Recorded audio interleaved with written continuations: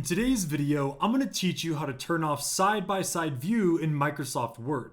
You open Microsoft Word to work on a single file, but your screen instantly splits into a multi-window layout and your single document starts scrolling horizontally like a book. It's an incredibly frustrating layout trap that tanks your screen real estate. Today, we are breaking down Word's window docking engines to disable side-by-side views instantly. First, let's address the scenario where two completely different documents are locked side by side on your screen. When this feature is active, scrolling one file automatically forces the other one to scroll with it. To break this link, you need to click into either active window and just look up to your top navigation ribbon. Click on the View tab and then move your cursor over to the right side of the ribbon into the window group container. And you will see a highlighted button labeled View side by side, which is this one.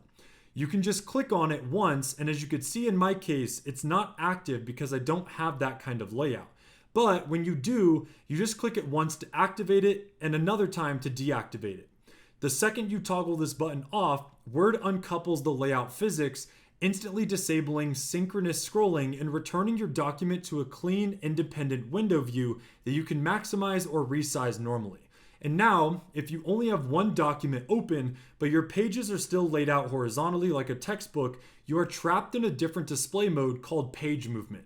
To fix this single file layout issue, just stay inside that same top view tab on the ribbon, but slide your eyes to the left and find page movement group block right over here. And now, your system has a slide side by side selected. Move your cursor up and click the vertical button. So just as you could see, this is activating side by side.